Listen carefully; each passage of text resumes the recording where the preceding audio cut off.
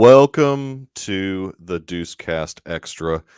This is the TV wing of the Deucecast, and we are here to, of course, discuss Hawkeye Episode 3, fantastic Hawkeye episode. And then later on this evening, at some point after we get done talking about Hawkeye, we will be doing Yellowstone Season 4, Episode 6. Roth, what's up, buddy? Already joining us in the live chat. How's it going, my friend? He will obviously be on later to talk a phenomenal Yellowstone episode. But first, as you can see, for whatever reason, Dr. Earl is not here. This is becoming a normal thing where he will just randomly pop in whenever he is available, or if he's not available tonight, he didn't let me know he was available or not. I don't know. I want to, and I'm totally springing this on you, Rife, and we just got talking about other stuff in the pre-show. Let's talk about that Into the Spider-Verse preview, by the way. That preview was pretty awesome. We don't have to dive too deep into it because I only watched it one time, but it made an impact. It reminded me, and this is what a good trailer does for a sequel, it reminded me how much I liked the original. And it looked like the animation looked even sharper, to me at least, than the original. Very stylized, obviously, which is important to that franchise. Some really cool stuff in it, though. It looks like we've got a lot of good things happening. Yeah, I liked the Across the Spider-Verse Part 1, as it's called. Yes, Part 1, exactly. If I'm being realistic here, I expect to see a lot of different versions of Spider-Man. Sure. I know they've already admitted they've done the Japanese they've done modeling for the Japanese version of the 70s TV show that happened in Japan. I'm hoping that, you can get the cinematic guys to come in there and do a cameo or something when you're doing Across the Spider-Verse. But I liked the look of it. I liked that the characters looked older. Miles looks significantly older. Miles does look significantly older. Yeah. Gwen, played by Haley Steinfeld. Yeah, exactly.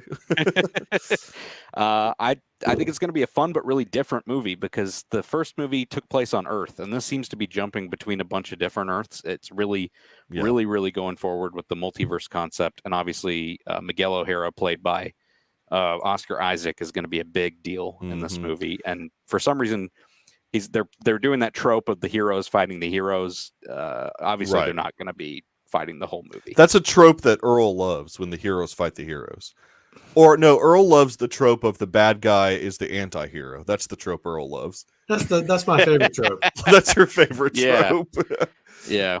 Earl, did you get Spider-Man? a chance? Sorry. Oh, go ahead. No, go ahead. I was going to say when every Spider-Man villain in their solo movie is now an anti-hero, it's kind of driving me crazy. But it is, yeah. Did you get a chance to watch the Spider-Verse preview? No, I have not. The new one. Okay, so yeah, it dropped. We were just briefly talking about it, and it does look very cool. I mean, it looks like I like the first one a lot. Oh yeah, and it's the same. It's obviously the same. Well, different director though, and there was some controversy about that because they kind of didn't let that guy know. Oh, sort of strange. I think they had two directors on the first one, something like that, maybe three, and they have three on this one for sure, and they're all completely different people. Now, the people running the movies are Phil. Lord and Miller. Yeah, Lord and Miller. Yeah. Those are the guys really running the film. Those are the guys running the show, and then they've got directors working under them. So yeah, I mean, it kind of makes sense. I mean, they're almost like, they got a lot of stuff going on, so they can't slow down to direct. But I still like the stylized animation. I love that Oscar Isaac is back. I hope Nick Cage is back. I hope Jake Johnson's back. I hope Jake Johnson's back. He was good. I hope all the Spider-Mans are back. I think they'll all be back. What do you think? I mean, I think we're going to see a lot of Spider-Man. It's all multiverse stuff. I mean, and we even got the tidbit. I can't remember, and I hate not being able to cite what interview this was in. It may have been in Ash Crossan's interview that she did with Feige and Amy Pascal. They were doing their thing talking about Spider-Man, but also they mentioned Into the Spider-Verse, maybe Miles Morales eventually crossing into the MCU. So yeah, very briefly mentioned in one of those. It'll happen. Lord and Miller had a comment about that because they were asked specifically about No Way Home, and they actually said, "We've seen the movie, and we would be very surprised if he was in the film." Yeah, because he's not in the film. So, well, not in but this in the one, future, but in the yeah. future, yeah. What's Yeah. up, Nick? How's it going, buddy? So let's do it. Let's dive into episode 3 of Hawkeye. Aptly titled Echoes, because we meet Echo. We have and this is almost like a soft, what I would call like a soft origin story. Just like a short, like real quick few scenes of just and Maya when she was younger. And not all of it is explained to you, and we can get to more of that later. Right. We do. Yeah, I mean, what I did not get the sense of until obviously later on in the episode is that Maya's dad was somehow involved in criminal organizations. He had a tracksuit on at one time. He did have the track. Yeah, he did have the tracksuit on. And working at Fat Man Auto Repair. Fat Man Auto Repair. Yeah, so I mean, but it seemed to me that they didn't at least want us to think, that he was in the underworld until later on, obviously, when it's very obvious that he's in the underworld. Not at the beginning, we didn't. Yeah. Ryfin, with his uncle Ryfin, is kind of alluding to that. But yeah, and that's somewhat of what, like the comic book. Maya Lopez is kind of like the goddaughter of Kingpin. She's adopted, so Kingpin kills the father in the comic. Right. And makes a promise to raise the daughter and realizes that the daughter can be an asset to him. Yeah, because Kingpin doesn't do anything unless he can be an asset to him. I mean, he doesn't waste his time. I think he sends her to kill Daredevil or something, but then of course she turns and blah, blah, blah, Man, and so much news broke this week. I mean, stuff that, the three of us kind of already knew, and a lot of people that keep track of stuff already knew in a way. Yeah. But I mean, Feige this week with the bombshell that yes, Daredevil. Oh yeah, will be Charlie. Yep, Charlie Cox will be Daredevil whenever he is set to appear in the MCU. Yes. That will be the Daredevil that we get now. Different than the Netflix Daredevil. I think going to be so. A different characterization altogether. Well, I'm sure there's some. I don't know if I'd say altogether. I mean, they not altogether, but I'd say he'd probably be a soft reboot. Like yeah. I think all of them are. They can keep in what they want, but they can also get rid of what they want. Yeah, I mean, even Vincent D'Onofrio, he has got to be, for a guy his age, he's got to be the most active Twitter user that I've ever seen, like just randomly talking about things. Really? He's got to stop taking the bait for. It's crazy. I mean, I don't know. I don't know if he understands Twitter because he does. I don't think he does because he just spouts off on it. Like today, it was he wished Deborah Ann Wall would come back. I mean, it's just like all kinds of. I'm like, dude, what are you doing? It's so random. He probably got. Well, I'm not. Yeah, I'm sure he got his hand slapped at the, but somebody will shut him down. Somebody else. He keeps liking tweets that are never mind. I'm not going to. He does. He does. It's crazy. So let's dive into the episode a little bit. I mean, as far as what we get to see of Maya as a youth, how she was training quite a bit in different aspects of martial arts and stuff like that. Go ahead, Ryfin. Oh, well, that was the one thing that I really meant by when yes, there's the looming figure of the uncle that we can get to later, but the thing that I really wanted to hit on that they didn't explain was the karate scene. When she is looking at the kid before she goes on the match with him, she's studying him because she has kind of a photographic, fighting memory, kind of like Taskmaster. Yeah. And so that, again, that's not explained to you, but it's shown to you in the episode as she then goes up against him and is easily able to counter him and shove him over. No, don't tell. Yes, it is. Show, don't tell. It is a case of show, don't tell. I just want people to, if they don't know that, I hope that they can learn that through this show. Yeah. Unlike the Eternals that tells everything. Yeah. No, right. Yeah. Totally. I really enjoyed the whole background of Maya Lopez. There's kind of this actual politics of the deaf world, as we'll get into later, with they don't do cochlear implants or hearing aids and stuff like that. But I liked the setup of Maya. I liked her kicking butt. I liked that the actress that they actually hired is actually missing a leg. Right. She's not only deaf, she's missing a leg, and she's actually Native American.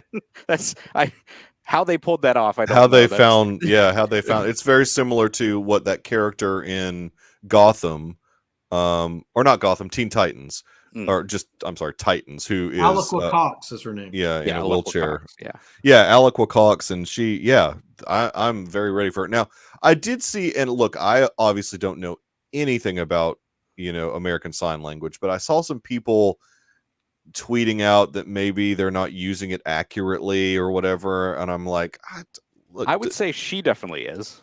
I would think she is, but I mean, I don't know. Well, I heard Jeremy Renner and Haley Steinfeld learned it.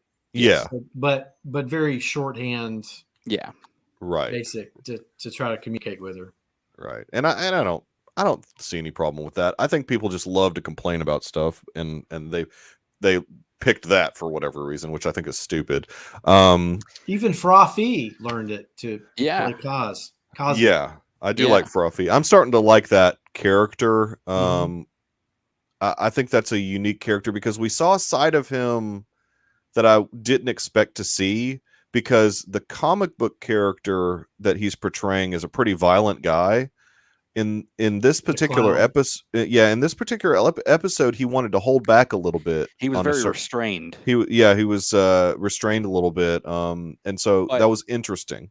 The violence, at least, again, I've not seen a ton of the comics from this character. At least the violence that I've seen from him has been calculated. So maybe that'll still come in this series. I don't know.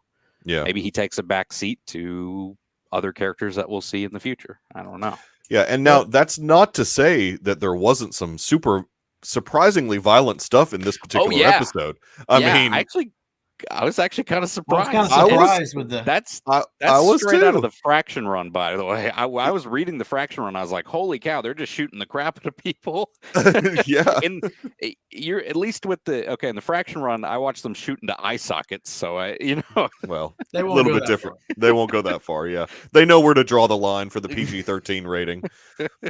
I will say though, the beginning when whoever is Ronan at the beginning who's killing people. Yes. Right. It did a lot more stabbing and running people through than I was expecting. Yeah. Although it was kind of off through a window. Yes. Right. Right. Yeah. Now, is it Jeremy Renner Ronan or... And that's a great point, Earl, because they never showed the face. And now it would be covered up, sure, but we didn't see the eyes. We only saw the back of that Ronin suit. So I agree that could be a completely different person. He may not have killed her father. I mean, and I think I have a theory. Doesn't he allude to that when they're interrogating him, that it wasn't him? I thought he did say something like that. I thought Clint said something. What he said was, Black Widow killed the Ronin. Yes, right. He was there metaphorically. And in a matter of and it's a true statement in the fact that she pulled him out of that life and pulled him back to reality, gave him the opportunity to have his family back, and that from pulled a him certain back. point of view. From a certain point of view. I mean, and so that I would think that since, well, we don't know this for sure, but I don't think that there was any Ronin before Clint became Ronin, and so you would assume that was him that killed her father. Yeah, and that I will stick with that assumption, but I've had that creeping thought, Earl. I know where you're. I've heard some people talking about it that they think Kingpin's playing a game. He could very well be, and we can try to get Maya. About, we can start talking about Kingpin if we want. Well, I mean, we hear. Maybe we should say the uncle. Very clearly, hear his laugh. The uncle is. Yeah. We hear his chuckle. By the way, spoiler alerts are going to be spoilers are throughout. I mean, we're talking about the episode. I mean, episode 3 hinted at him so hard that I think it's pretty obvious to most people that it was Kingpin. Yeah, exactly. Dude, I would have never thought that we would have gotten Vincent D'Onofrio back, but he lobbied so hard for this. I think he loves playing the role. I think he does too. It's one of and nothing against Michael Clark Duncan, but I think I think Vincent D'Onofrio is by far a better Kingpin. Yeah. Yes, absolutely. And his performance, and I've only seen season 1, and I rewatched it recently, but his performance in season 1. Man, you need to get in season 3, dude. He is. But his performance in season 1 is fantastic. Yeah, it's one of the best comic book villains I've ever seen on screen. Yeah, and turn this off and go do this right now. I know, right? Pause this. Go watch. Even if you skip, because he's not. My memory's foggy on it, but I don't think that he's in season 2. He is in season 2.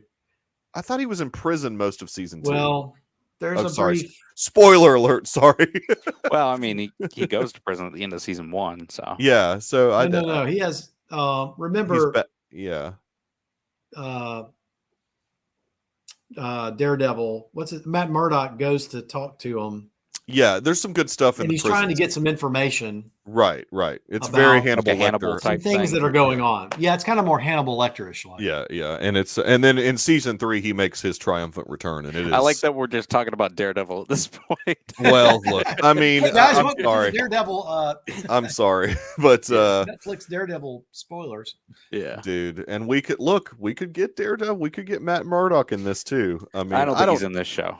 There's just so many possibilities. I mean, we still have to get Elena at some point. I think she's going to be at the very end of the season, I'm sure. I'm sorry, the miniseries. I don't know. There's something next week that's curious. You mean tonight? You mean this morning at 2 a.m.? Yeah, that one. Yeah, exactly. Next week. Yeah, exactly.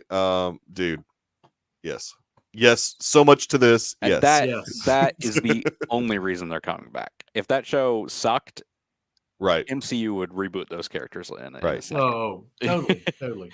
Well, I mean, and we're getting off track here, but I mean, that's why they're going to bring back almost everybody, I think, except maybe they won't bring Mike Coulter back. But we'll see. I don't know. Anyways, he was a great Iron Man. No, what's his name? Power Man. Power Man. Luke Cage. Luke Cage, yeah. Yes. They don't call him Power Man anymore. No, they don't call him Power Man anymore. Power Man Iron Fist was the original. So we obviously Heroes get for hire. Some really great action sequences of Kate and Clint escaping. That was awesome. From the warehouse. So with his earpiece broken. With his earpiece broken, which I think you alluded to that last week, Ryfin, talking about that's what happens in the comic. But in a bit more violent way, he loses even more hearing than. Yeah. So they're doing it a little bit differently. Well, the biggest part of the comics that gets brought into this specific part of the episode is the car chase. It's the Challenger, which is the car that Hawkeye uses in that comic. It was actually Tracksuit's car in the comic, but he didn't realize that. Long story. We don't need to get into that. I thought it was Black Widow's car. No, I'm serious. It's not in the Fraction run. Oh. At least I haven't gotten that far in the Fraction run, so I don't. Maybe it'll turn out to be. I don't know. Yeah. But that whole car chase with the Tracksuit Mafia, with all those trick arrows, the putty arrow. Yeah. I'm blanking on a few of the other arrows, but the grappling hook that grabs all the trees. Yeah. A bunch of those arrows were in the comic and used in that exact kind of scene. Now the Pym arrow was not in the comic, but that was awesome. Awesome scene. That was so cool. And it's set up so well because you cannot see the Pym on the arrow until the last second when the rack focus hits on that arrow. Yeah. And then he launches it and you realize what's about to happen. It was so great. And so unexpected because who would have thought that they would have even had that aspect in this series? I mean, it's just they're not afraid. The cool thing is that they're not afraid, at least from a financial standpoint, to do anything and everything. They've got the money behind them. They've got like the MCU actual Marvel Pictures doing these shows. It's not some like ABC Studios or something that used to do used to do Agents of S.H.I.E.L.D. It's like they've got all the money they need to do these shows just as if they're the movies. And that's important because you would think that eventually a lot of these characters will be in a movie at some point. Yes. Not their own movie, but maybe just showing up, somehow, somewhere. Yep. Kate Bishop is going to be a major character at some point. They're going to want Haley Steinfeld in a lot of stuff. Totally. Yeah. For they've got myriad of reasons. They got to lock her in. I mean, and I'm sure they already have. She's probably signed the dotted line. She's a very busy person in Hollywood nowadays. Yes, she is. Yeah, she is very busy. Well, I mean, and really a lot of the actors that they use have gotten to the point that they're really very busy. And so they're probably locking them in for multiple pictures type situation. Earl, you mentioned the car chase scene. That was so great. I mean, again, it looked like a theatrical. Yeah, I mean, and a lot of times those long shots have some quick edit points that some cuts, that the naked eye can't really see very well, but it looked so good. I mean, it felt like I was watching a movie. I mean, it was so I think good. Burt and Birdie did a great job directing the action in this episode. Yes, right, they did. I mean, it was so good. And I thought the fight at the beginning was just really great with him. Mm-hmm. I did not. Cutting his way out, and then kind of course, they were bickering at the beginning, which was fun. Yeah, that was good. He's like, I almost had your name cleared. Exactly. I mean, the good thing that I'm already seeing about this miniseries is that it's going to be a really fun watch once all 6 of them come out to rewatch it, like straight in a row. It's gonna have that theatrical feel to it, watching all of them right in a row. Yeah. That'll be great. If I have one criticism of the episodes, it feels like they don't have an end point for some of these things. They just kind of end. And I felt like that again this past week. And I thought the cliffhanger was good. It just kind of felt abrupt. Right. And I was going to pitch what I thought happened after the cliffhanger. And then they decided to put out a clip of the episode where you pretty much understand what has happened since then. Oh, really? And it's exactly what I thought was going to happen. Yeah. Which is that Jack, again, does not seem like a bad guy to me. Yeah. He's not. He's an anti-hero, actually. Yeah, he's the anti-hero type. He seems kind of goofy in the clip, but yeah. Oh, does he? I think that he probably has done some nefarious things, business dealings and stuff like that. And so he's not like a morally good character necessarily. Yeah. As Nick would say, he might be like chaotic bad or whatever. Nick, you'll have to tell me what you say, but maybe chaotic good. Chaotic good. That I don't know. I don't know. Good. Yeah, chaotic good, chaotic bad. I don't do, the role playing thinking or the role playing game. Yeah, or thinking. I think Vera Farmiga. I think Eleanor Bishop is gonna ultimately be the bad of the two. Right. Yeah. I think Vera Farmiga's character. Yeah, Eleanor Bishop. She's chaotic bad. Yeah. Or she's just bad. She's just bad. Exactly. Yeah, see, I'm with you, Roth. I don't the RPG stuff, I don't know anything about that. Chaotic neutral. That's what Nick always says. I always forget chaotic neutral. Yeah, exactly. I've seen the chart. I mean, they have like a whole chart. There's a chart of all that. Yeah, exactly.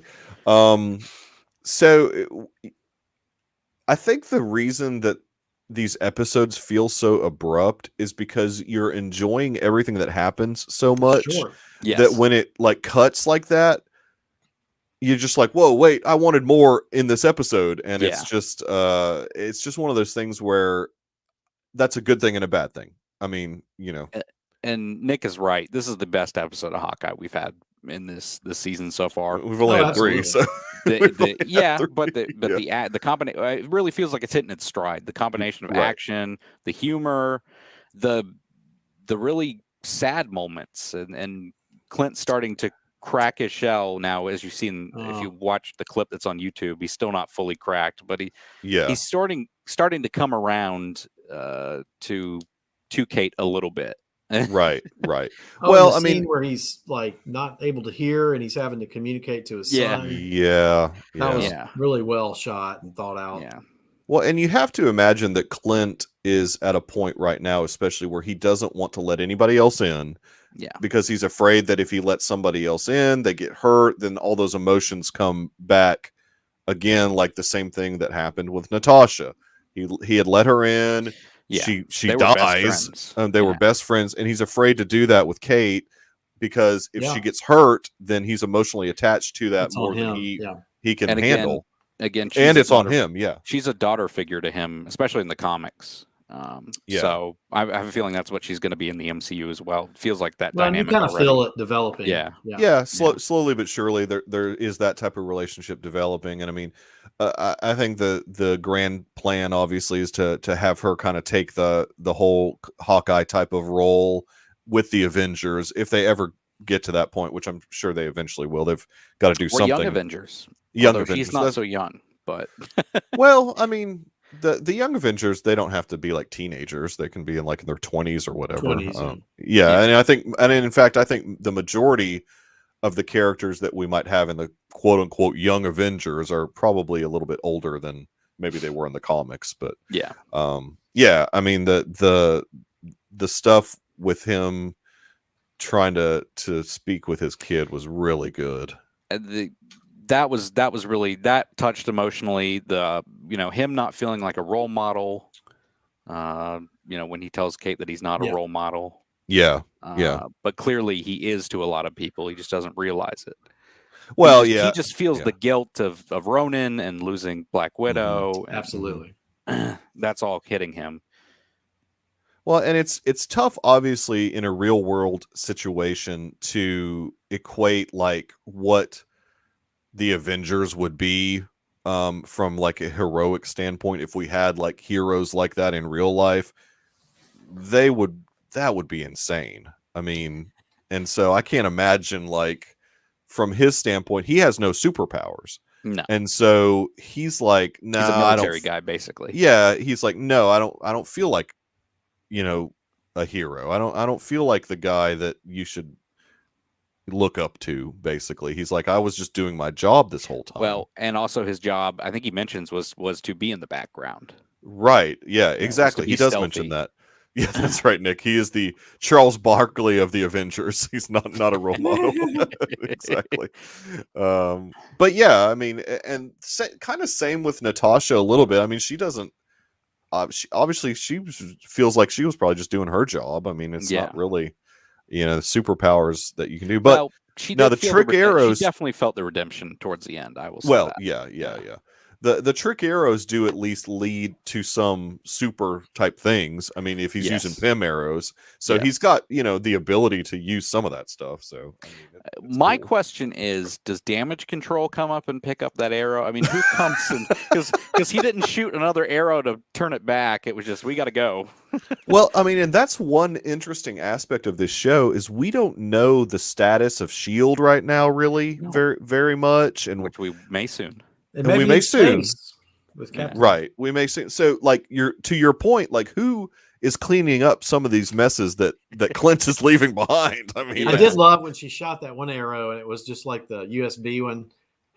Off the guy, and he's like, yes, exactly. I love the USB arrow for a few reasons. The USB arrow is straight out of the Fraction comics. Oh, cool. It apparently only holds like 256 megs in the comics. Clint mentions in the comics. That's like useless, basically. Yeah, exactly. But also, we've seen it previously in What If. It was used in the Ultron episode. That's right.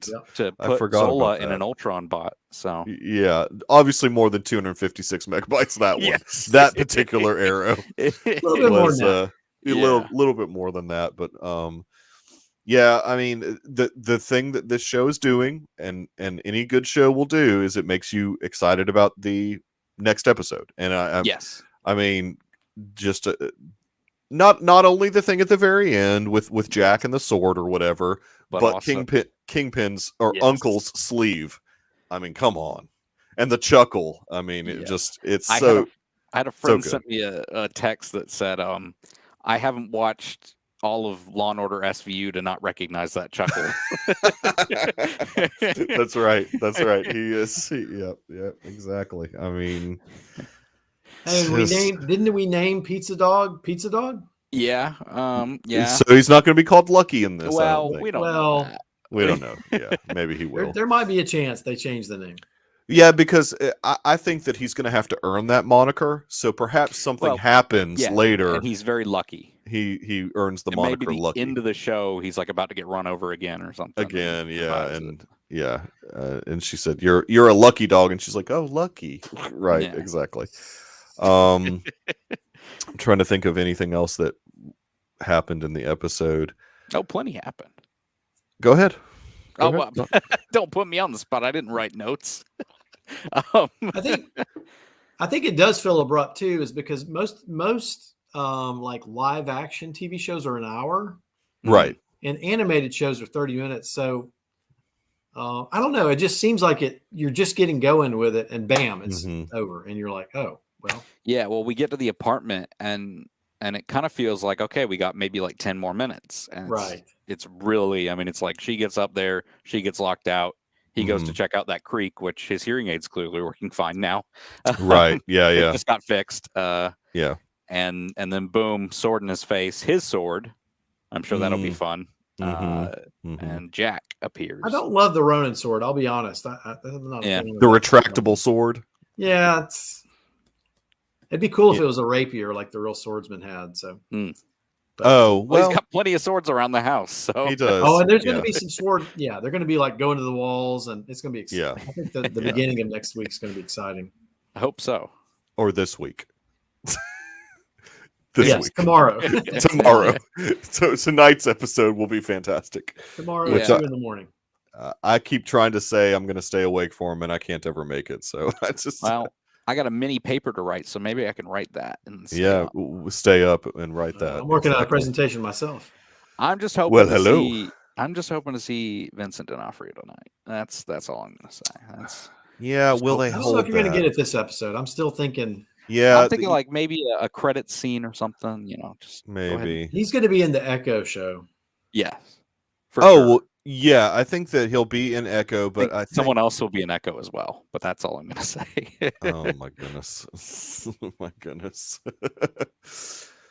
No, Roth. He's not back to school. He's just. Roth, I am an educator. I'm always in school. He's always in school. And when you're a teacher, you have to create presentations too. So constantly. This is finals week for me. So well, there is that. Man, sorry. Yeah, but I hope that he's a key part of an episode and not just some quick cameo. I'd rather him be a big deal. Pretty sure he will be a big deal of a portion of the show. Yeah. But I think this next episode, I think episode 4 is going to be more like Jack stuff with Jack, though. Yeah. Again, I don't. Mikey, maybe the mother. Credits. There's always the credits, Mikey. Just put it in the credits. Just a little tease. It's like Vincent turns around. He's like. So we hear another chuckle. Yeah. What do we got? 2-3 episodes left? Yes. Mm-hmm.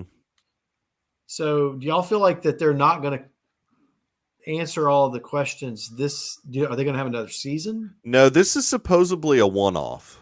Okay. Yeah. So I just feel like there's a lot to do. Oh, I know, and that's concerning. But they can wrap it up for the most part in the 3 episodes. I think that a lot of the things that people are expecting is what's Elena's gonna be, and we may have seen her in a preview. We saw a character dressed in all black in that preview that they released last week, which is most likely Elena. That's most likely her, but we'll see. And everybody, now that Vincent D'Onofrio can't stop tweeting about things, everybody thinks he that keeps he's going to be responding to people about Hawkeye. Just stop.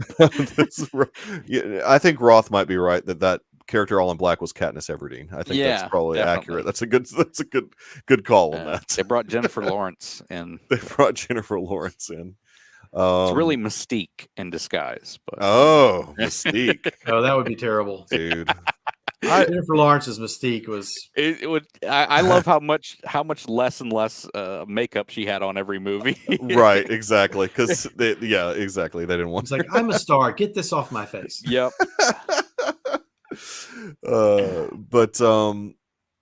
It's just I'm ready for They are going to need to escalate some things quickly, though. I mean, with only 3 episodes left, and Right. maybe the final episode is going to be a little bit longer. Who knows? I mean, it could be like it could be like a 60-minute thing instead of most of them run like 50 something minutes. Maybe they'll do 60 minutes or something. I don't know.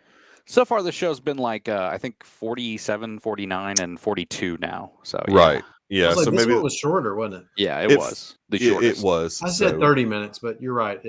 I don't know. Have they released the runtime for episode 4 yet? Haven't. No, they haven't. Oh, you keep track of that stuff. Well, episode 4 is directed by Bert and Bertie again. I believe so. Again, IMDb is such a garbage website lately.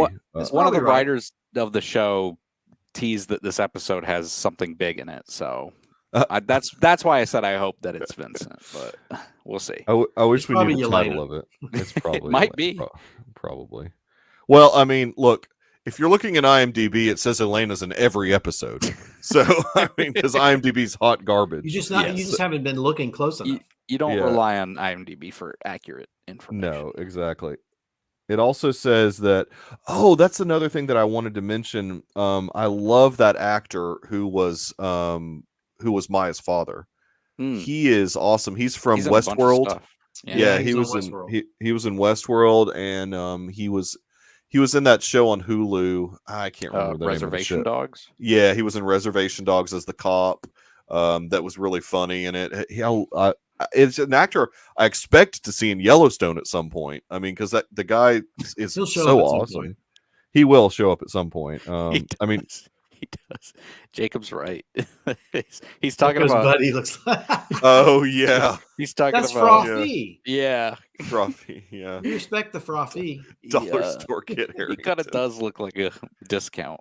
The dollar store kid Harrington. Yeah, that's a really good line. That's a good line. Although Kit Harington apparently looks like someone else in Hollywood that I can't remember right now. But anyway. And it's funny, like, as we were talking about Ivan and Alexis, whatever, he got cast in something big too. What did that guy get cast in that I saw that was interesting? And I didn't know he was actually Canadian. Does Jacob mean Lou Diamond Phillips? His quote there. He said Neil. Oh Diamond Phillips. Yeah, Lou Diamond Phillips. Neil Diamond. Is that Lou's brother? Getting two people mixed up there. What did he say? Neil Diamond Phillips. Yeah, the singer and the. Now that would be interesting. That'd be a good mashup character. Yeah, that would be. Okay, well, I can't find it. I thought that Alexis he'd sing "Sweet Vanessa." That's right. Sweet Vanessa. They come to America. Yeah. Anyways, I hope Ivan doesn't die because I want to see that guy continue to be a henchman. Ivan? Okay. Yeah. I want him to be in a lot more MCU stuff. Is he the big one or the small one? He's the big one. Black tracksuit. Yeah, the black tracksuit. Yeah, he's awesome. And well, he and Tomas play well off of each other. He's the other, the smaller of the two. Smaller one, yeah. I think that they're pretty funny. That is one thing we didn't mention was the tracksuit guys opening up. One of the tracksuit guys opening up to Kate Bishop about his relationship problem. Right. That was Tomas. I think that was Tomas. Oh wait, no, that was Enrique. And Imagine Dragons. Yeah, buying tickets for his girlfriend for a concert he wanted to go to. For yeah. Not really a gift for her. I thought that was exactly hilarious. All right. Well, did we have anything else that we wanted to mention on this particular episode? I'm just excited to see the future of the show. Let's keep moving. Let's rock it. Let's keep going with it. I'm really enjoying the show, and I think we'll get another good action. It seems like Bert and Bertie are good at the action episodes, and so I'm hoping to get a lot more really cool action sequences. And I'm just impressed by Alonqua Cox and her abilities as far as at least choreographed martial arts. Her first acting role.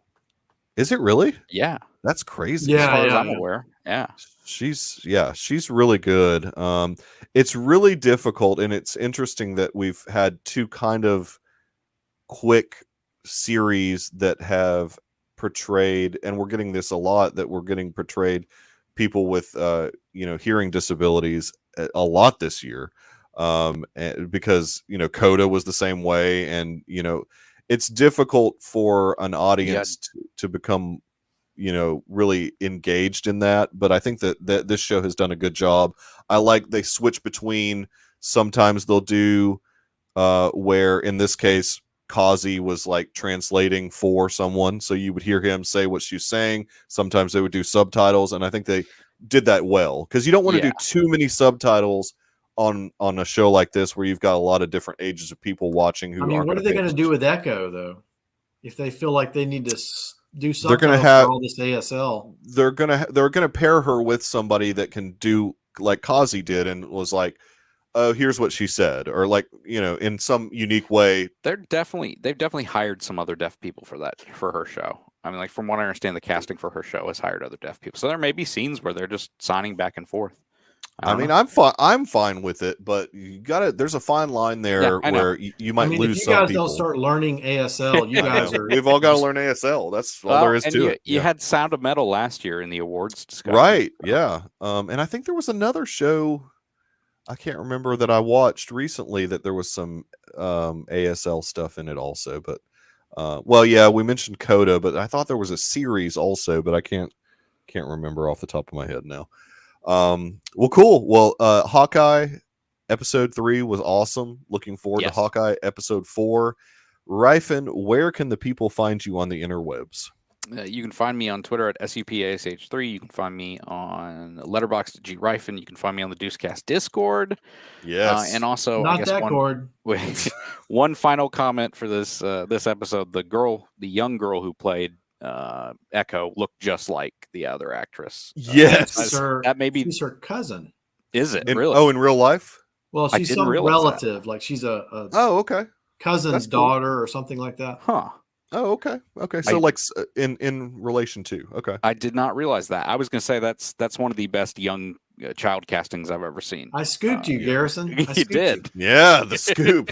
I just saw it today on my Facebook feed. For some reason, it was like. I like it. I like it when the scoopers get scooped. I don't scoop anything. No, you don't. Fact check me. The researcher. How about I'll just call you the researcher? That's your that's your MCU name, the researcher. Well, cool. Well, we will take a break, and Ryfin, thanks so much for joining us. We'll take a little quick transitional break here to jump into Yellowstone conversation. Who and what an episode it was. But again, thanks so much for joining us for Hawkeye, and we will be right back with Yellowstone.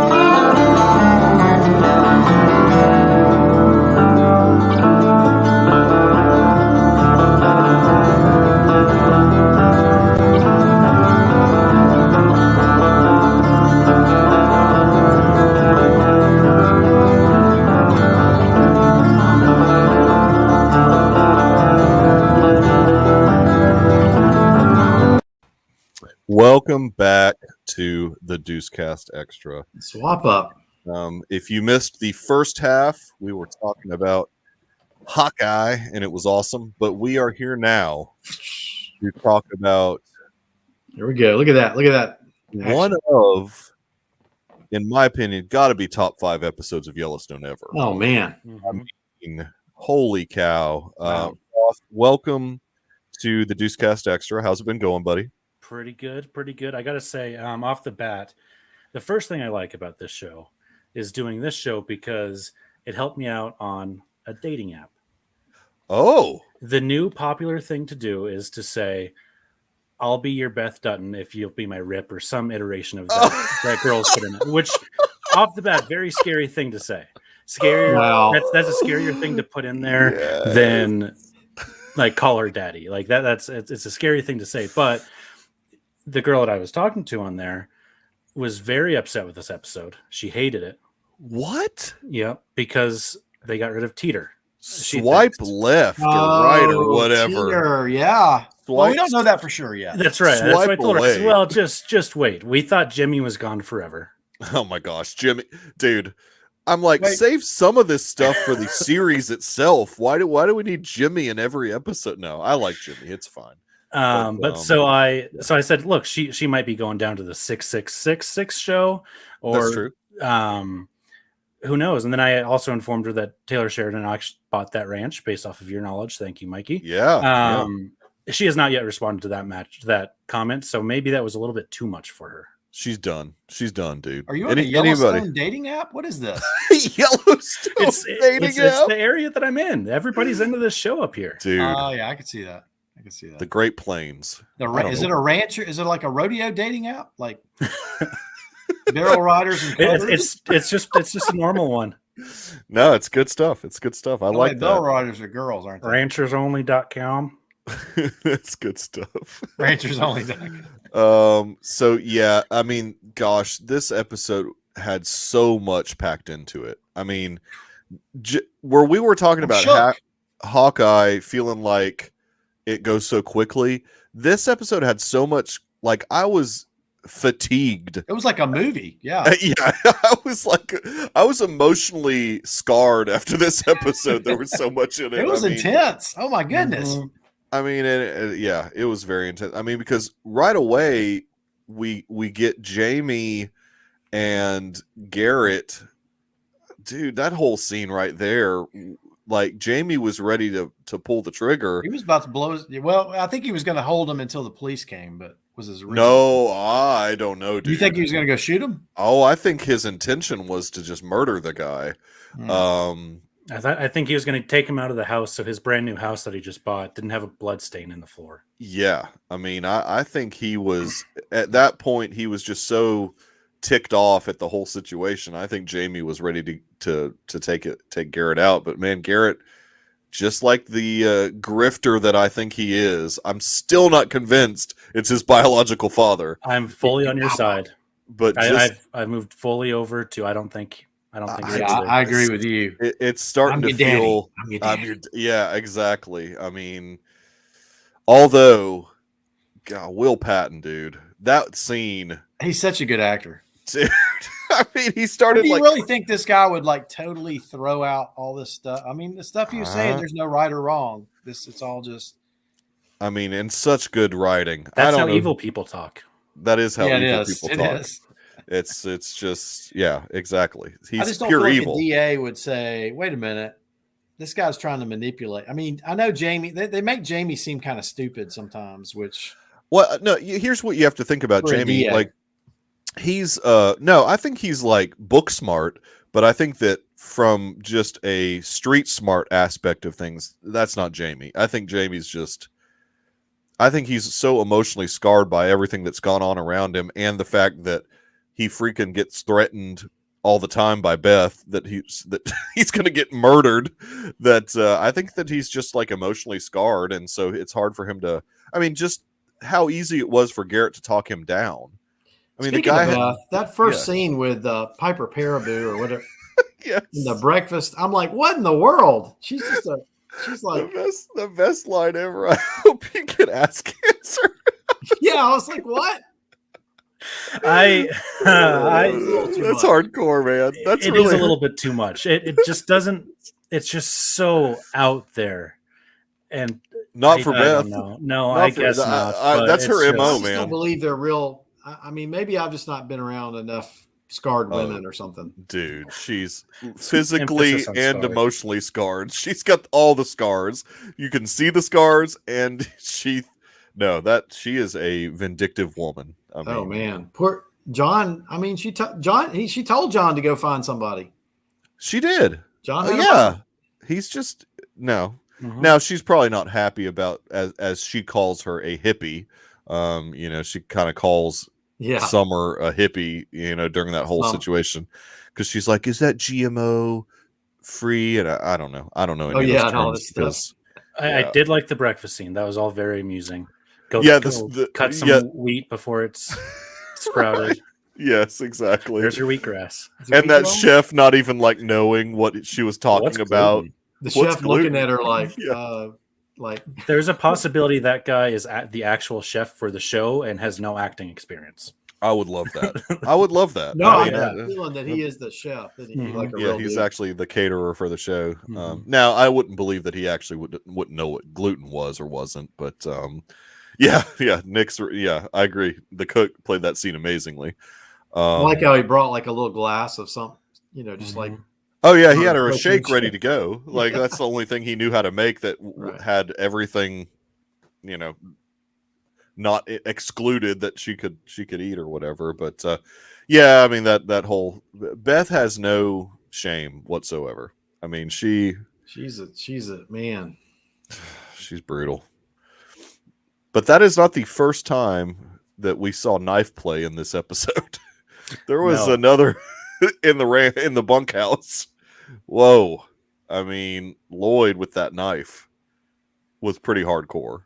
I mean, dude, Lloyd. Well, and part of it was he was out with a kid, and the kid said, "Yeah, well, you're a big failure because you're not." The way he said it, I forget how he said it. Yeah. This is the first time that I kind of liked Carter a little bit. He brought something to the table finally to help move the plot along. Yeah, exactly. He wasn't different like plot than his plot. Completely annoying in this episode, and I like the fact that he and Lloyd seem to have this like back and forth, a little ranching bonding there. Yeah, a little bonding. Yeah, Carter is in the same position Rip was, and Lloyd was there when Rip was in that position, so it kind of makes sense. Totally. Yeah. Yep. So Lloyd goes back to the bunkhouse at that point. And I'm like, Lloyd, just stop going, dude. He's just steaming. He is steaming. The reason he wants Carter and Beth to get back on the same side is so he can sleep in the barn. Yeah, exactly. He wants the barn to sleep in. But so from Dr. Earl, from a medical standpoint, what the heck would Walker be able to just like survive that like that? I mean, have you ever given somebody Banamine? No, right? Yes, that's like a horse thing, right? It's like horse tranquilizer. It's basically what it's used for. Yeah. So I mean, there is a I mean, and this is a good point because if you look up Forey Smith's background, he's not real. I mean, the dude's not really an actor. No, I think he's a stunt man, right? I mean, from the beginning, I mean, his early career. He was kind of like a lot of horse guy, like mostly a consultant on a lot of these westerns and stuff like that. And dude, he was good. He was really good. God, he's so good in this episode. Well, like I said, you always feel bad because every time he comes in, what's her name is fawning all over Brian Bingham. Laramie, Dr. Laramie. Let's get it right. Well, and so what did somebody say about something like somebody with a named after a city can't be trusted? Or Walker, it was always a card shark or something like that. Always a card shark if they're named after a city. Can't trust somebody named after whatever. That was very unexpected. Like I did not. Wait, what does this say? I wonder if Banamine is the horse tranquilizer that Bernice took in that first match of dodgeball at American Underdog Story. Yes, possibly. I think so. I think it was. So it was very, to me, like Lloyd not being able to control himself in this particular situation was surprising to me because Rip had pretty much told him, "This is your last chance. Don't screw it up again." And the dude pulls a knife out and throws it at Walker. I mean, that's hardcore. After smashing his guitar. After smashing his guitar, which I was like, okay, he smashed his guitar. We're done with this particular scene. It won't escalate beyond that. and Walker just with his big mouth. Dude, you could tell Walker was surprised that he got a knife thrown at him too. I don't think he expected a knife being thrown at him. It went a little left of the heart, which is good. It was like up here. It was up just below the clavicle. Well, at first it was here, and then I noticed the next time I seen it was they higher moved it up. Yeah, it was up. So the guy could say, "Oh, it's up near the clavicle," but you've got some pretty major arteries in there too. I mean, he could have bled out. They could have. Right. I'm surprised he didn't drop a lung. Okay, Well, Dramamine is for the alleviation of inflammation and pain associated with musculoskeletal disorders in the horse. Yep, I have that note written down. It's a synthetic opioid. It did the trick. Yes. I mean, Laramie just went up there and pulled that knife right out. I mean, after the vet was like, "Oh, we got to get this guy to a hospital. Okay, we got to be careful." Yeah, I mean, he got nervous because he was about ready to pull it out, and then the vet was like, "Wait a minute, this could bleed out." Yeah, he could bleed out. His assistant tried, and he's like, "Okay, it's on to something." Yeah, and then Laramie just hopped up there and because you got a nice artery coming across there, and if you cut that thing as you're coming out, I mean, he would bleed out pretty quickly. But and then in the midst of all, you guys out a little bit.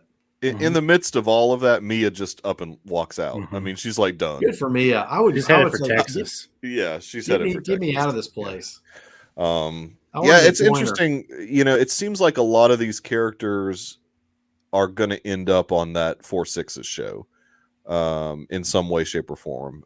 You know, Walker supposedly is going to be in the 4/6's show, but I'm not sure now. I'm not sure what they're going to end up doing with that character. It's interesting because it seems like, I think Walker's going to leave at some point. Yeah, I mean, he'll be there throughout the season, but I think it's going to come to it like the next 2 seasons.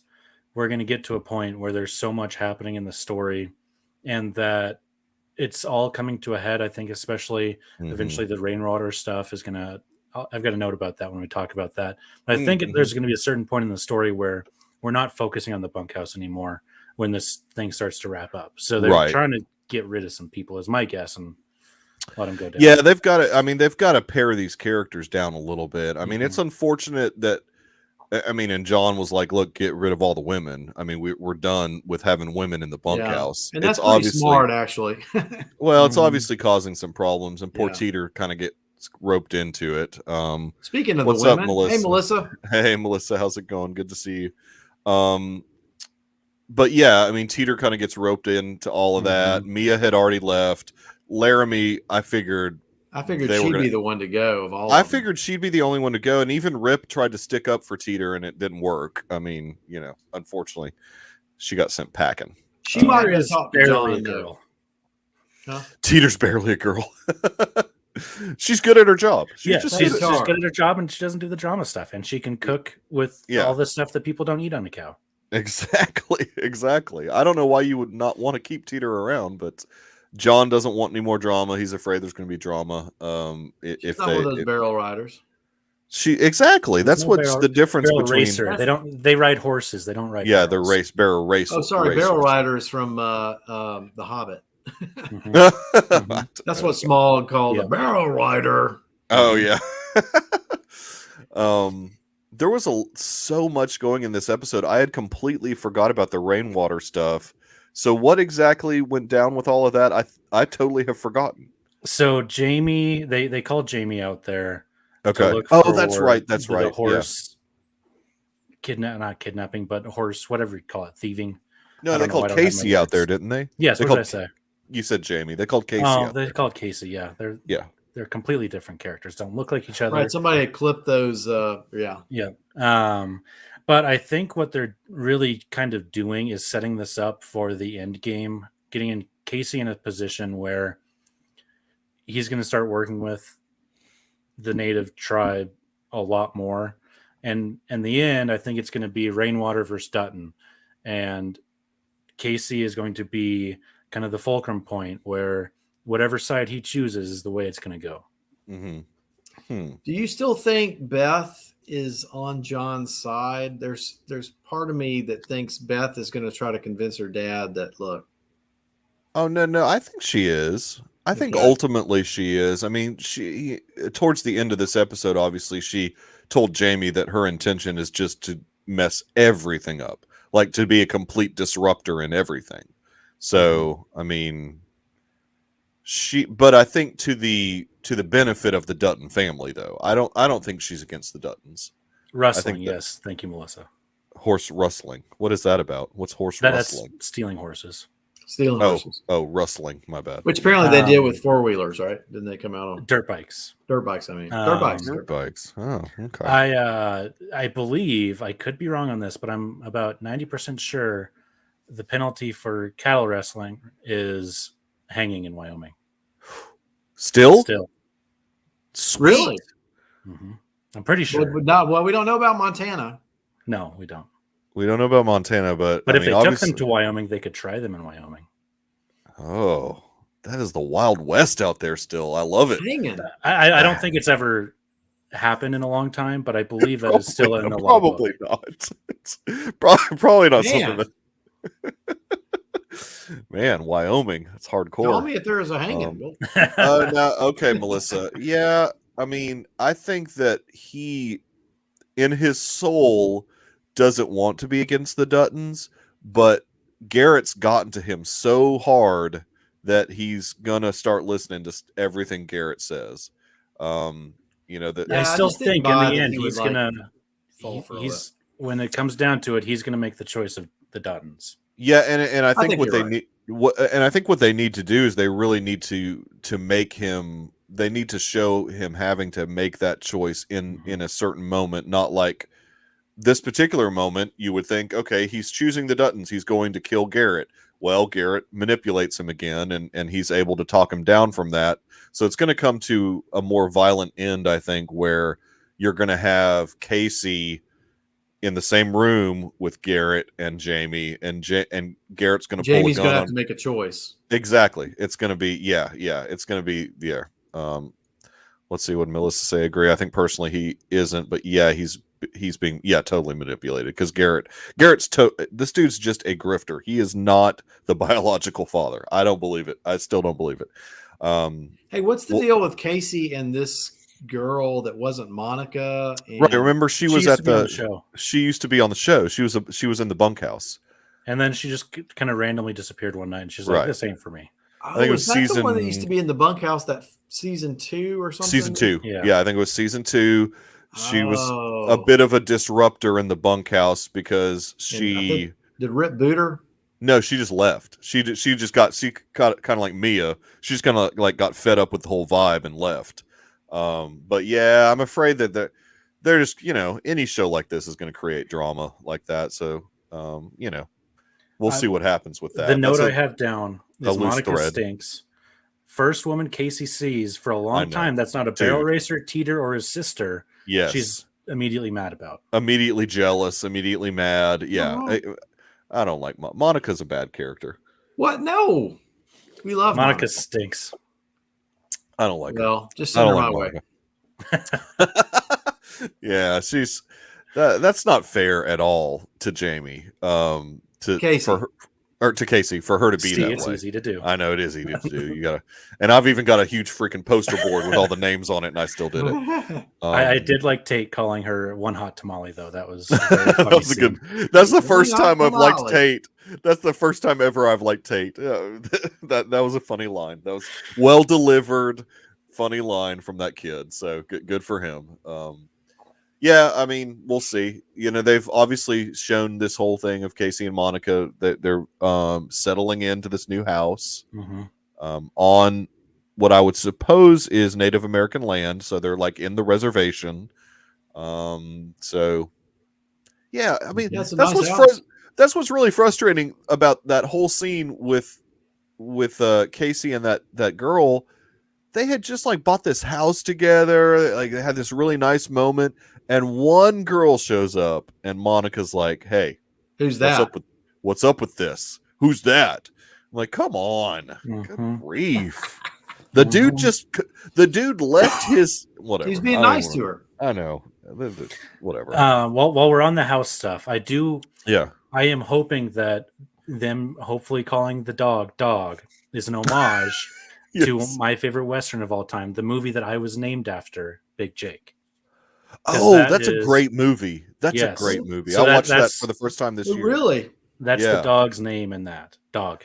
I forgot about that. I loved that movie.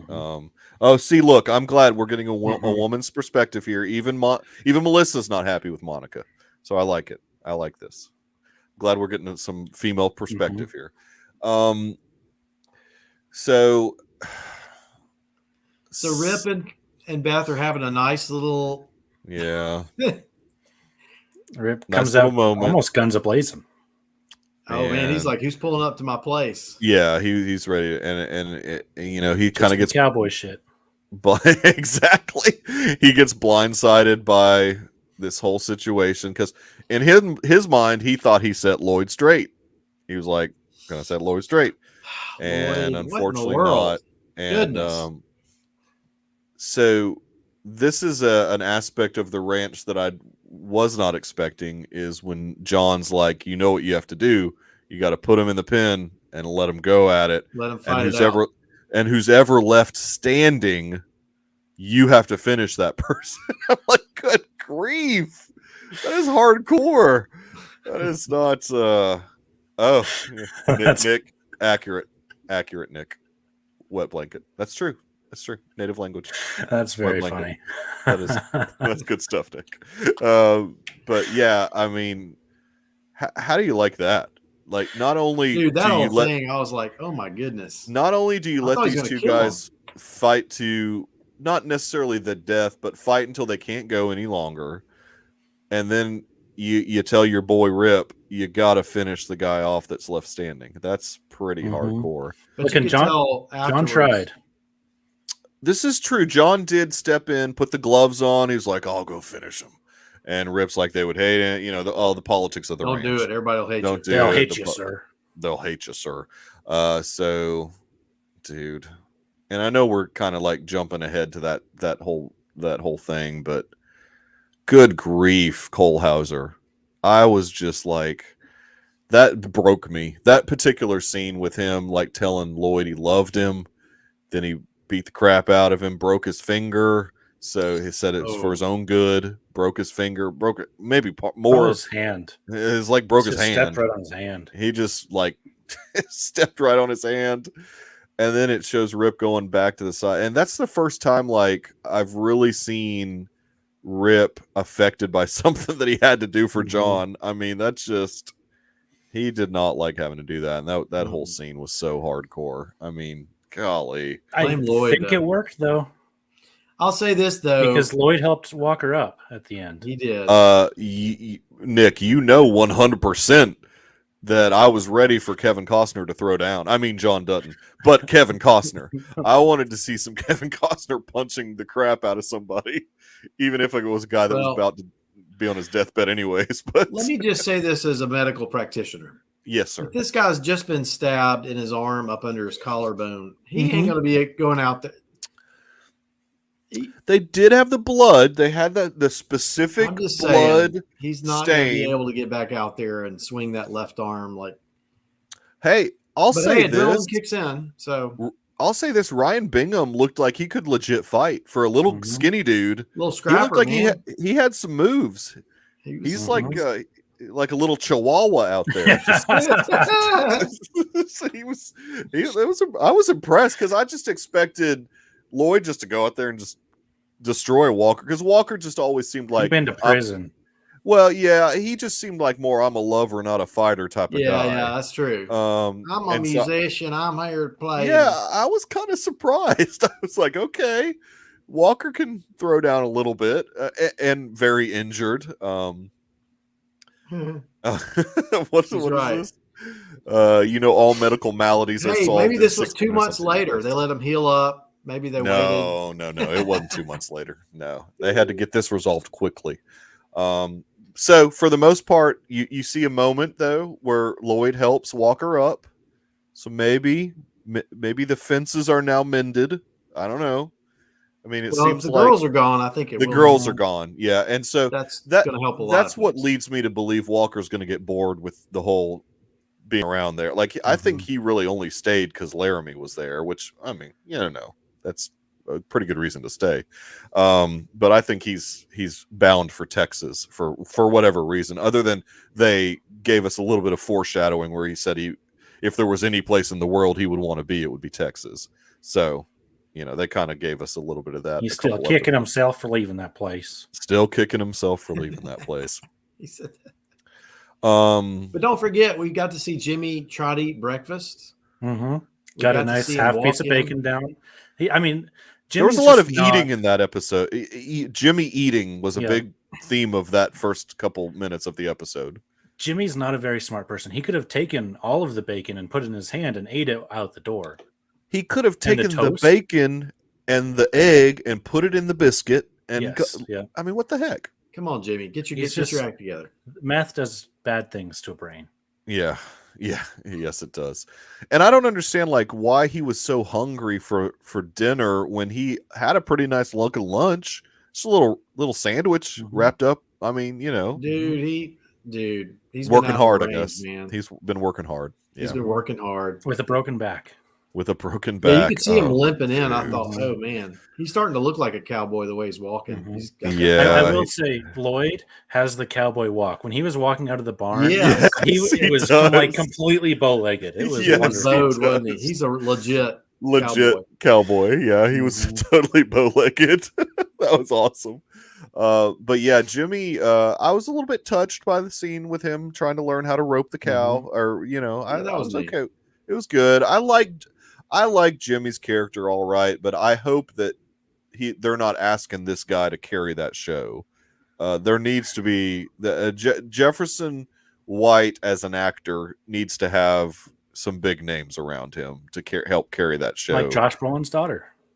Maybe Mia will be there. We saw we obviously saw Barry Corbin, so maybe he'll be in the show. Oh yeah, but I think so. But yeah, they need to have a little bit more going on there. Taylor Sheridan, he'll be there, obviously. I mean although he's on the road, Travis is on the road a lot, so he'll make appearances here. He'll make appearances. Yeah, they'll probably have some new characters they'll introduce too. Yes, they will. Yeah, I mean he's not going to be asked to carry the whole show, but he's going to be an aspect of it. So, I know, Melissa, you're right. I mean, people got to learn how to eat on the run. I mean, this is coming from a professional chef, Melissa, saying people got to learn to eat on the run. It's the way it's got to be. He didn't realize that it was going to be like that. You got to move. Let's go. I know. He looked like he was hunkering down for a nice long breakfast. And look, he gets one. But all that felt very authentic, though. Like it did, and he did prove himself out there because at the end of the day, the Cowboys look, you'll ride like shit, but well, I think I'll get you a better horse tomorrow. Yeah, and you got to learn how to rope, and he's giving him advice, which that's true. It seems to be taking better than the advice that he would get on the Yellowstone. Yeah. I mean, I think he has really taken to heart what John told him kind of on the way out. You're out there representing Yellowstone. Don't screw this up. I mean, represent Yellowstone, and maybe you'll eventually get to come back. That's kind of like the idea. Maybe you'll be back in the fold if you represent us well. But if I hear otherwise, then it's not going to be a good thing for you. So that's a long drive if they need to get rid of Jimmy from the Sixes ranch all the way up to Wyoming. That's that is a long 7-8 hours, 10 hours. No, yeah, that's got to be like 10-hour thing. I mean, he knows they're going to make a man out of him. Yeah, exactly. Not trying. Make a man out of him. Little what is that from? Hercules? Mulan. No, Mulan. Sorry. I don't know my Disney. I don't know my Disney. Come on. What else happened in this episode? We didn't have. Well, they said Jamie was like, oh, there's somebody here. Some COO from Market Equities is here. Right, that was a good scene. And he's like, he drops all of his papers. That was a very funny scene. Exactly, that was really funny. That would be my reaction to her too, unfortunately. Well, I mean, basically, that's his realization at that point, and she says so out loud, basically, that yes, she is going to screw everything up for him, and he is not. She's not a big fan of his in any way, shape, or form. So, I mean, look, even though Garrett is trying to manipulate Jamie, there is some truth to what he says about the Duttons being the type of people that, would use people to their advantage. I mean, there's some truth in that. And we still don't really know like what John Dutton did to Garrett Randall. I mean, like we really don't know the whole story behind that. I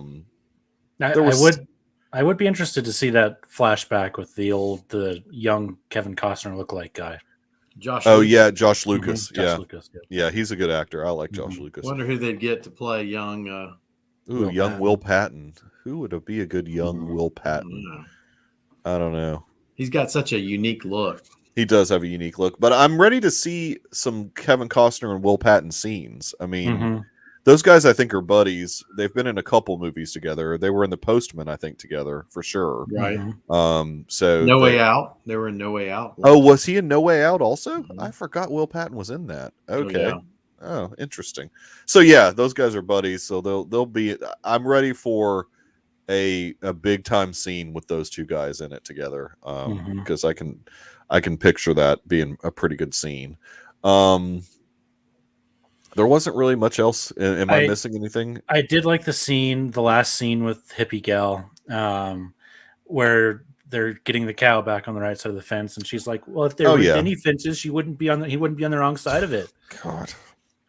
And then he's like, "Well, if there weren't any fences, they'd be standing on the road." And she's like, "Why would they do that?" And he's like, "Because that's what they do."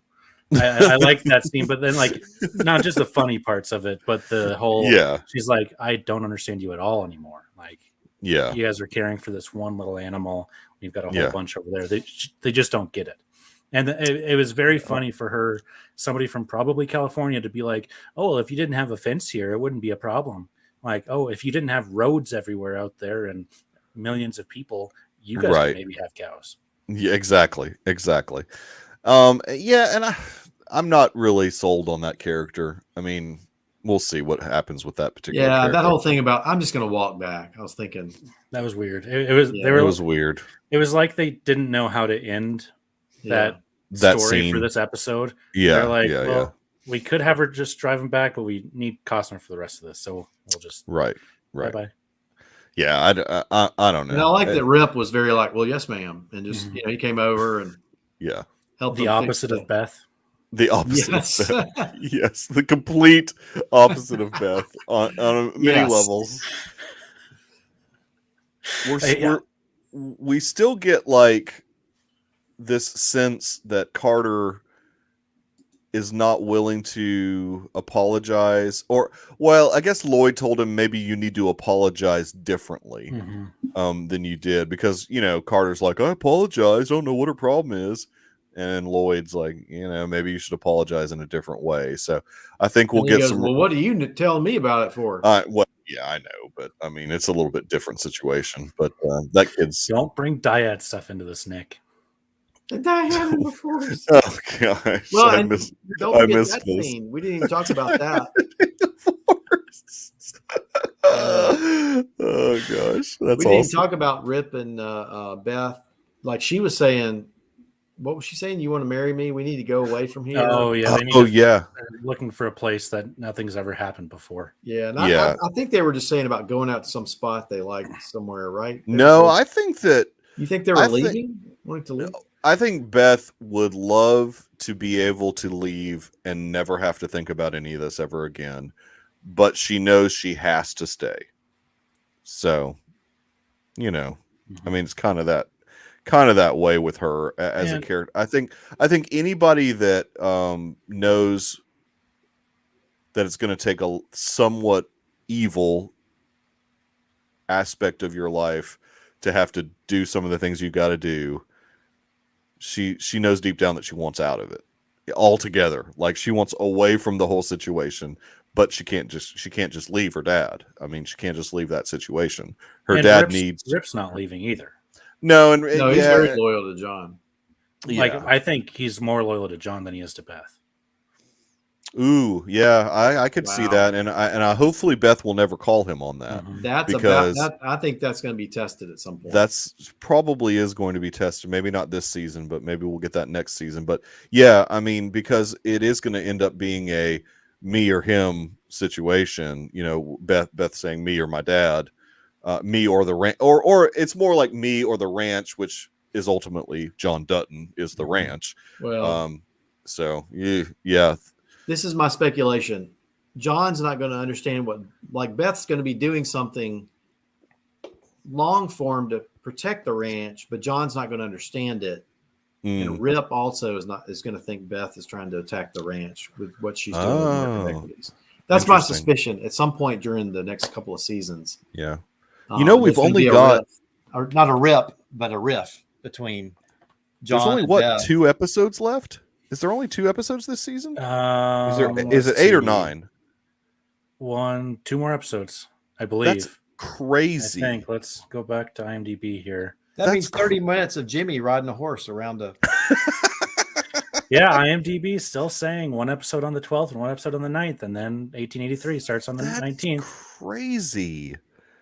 There's too much. Well, obviously, there's going to be a massive cliffhanger for next season, which I think they're already filming it, if I'm not mistaken. Like, I think they're already in. Yeah, I think that it's actually not going to be as long of a break as there was between season 3 and season 4. I think that we're going to get a pretty quick turnaround on season 5, and it'll be out like very soon, like middle of next year, probably. Are they filming the 4 6s, or is that already wrapped? I think they're filming that also. I think they're doing a lot of this stuff concurrently at the same time. Okay. And they're just going to be like churning. Look, I mean, the Taylor Sheridan machine has started, and it is not Stallone. Yeah, the Sly Stallone news that is going to be. Did you see that, Dr. Earl? I think I put that in our. Okay, so Taylor Sheridan is going to be working with Sylvester Stallone on a new show set in modern day about a mafia guy, which is Stallone's character. Having to move to Kansas, and it's gonna be it's gonna be awesome in the world. And guess what, Dr. Earl? It's gonna be on Paramount Plus. Oh, and it's not and it's gonna be Paramount Plus, and it's not only Taylor Sheridan, it's the Sopranos guy too. What's the name of the guy that created the Sopranos? David Chase? No, really? No, not David Chase. I'm sorry, the guy that did Broadway, the HBO show. I know the one you're talking about. What's the guy's name? Dang it. Anyways, he's a huge producer. I thought he was involved with Sopranos also. There's a possibility. It's not David Chase though. It's the other guy that was involved maybe later on with the Sopranos a little bit. Terrence Winter. Terrence Winter. Thank you, Nick. I was looking. Yeah, thank you, Nick. Yeah. So that dude's no slouch either.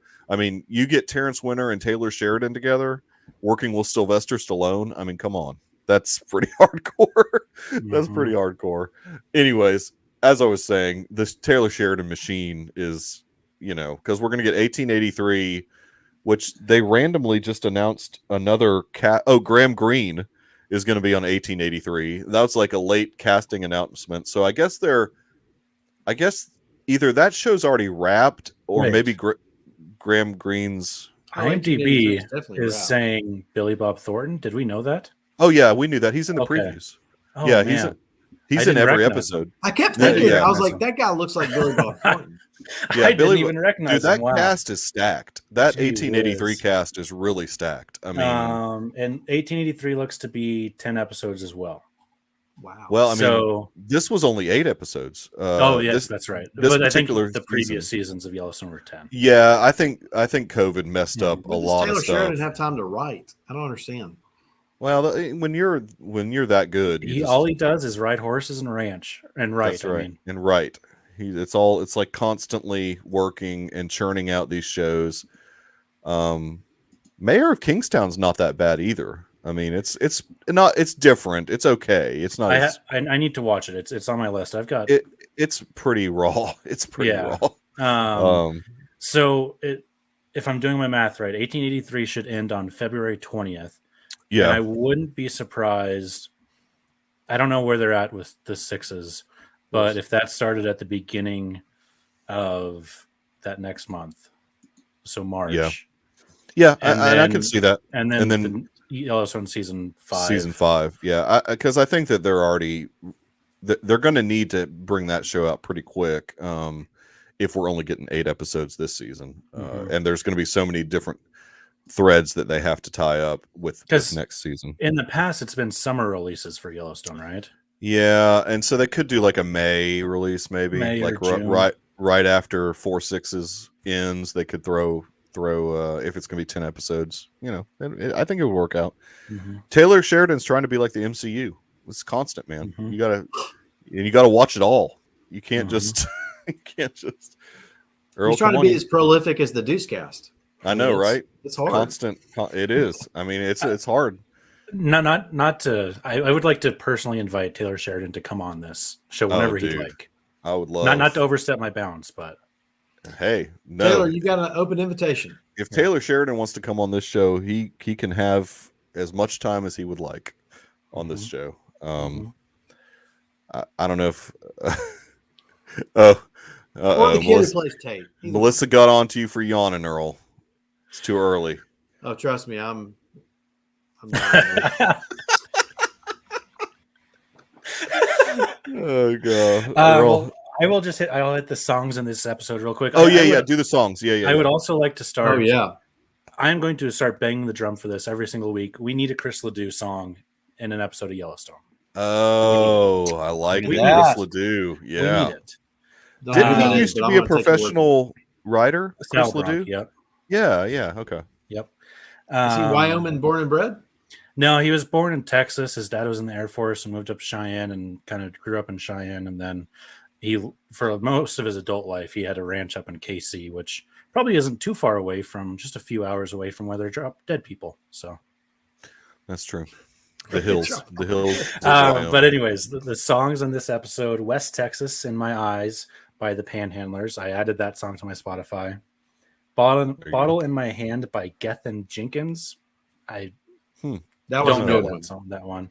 But and then Take It Easy Mama by Ryan Bingham.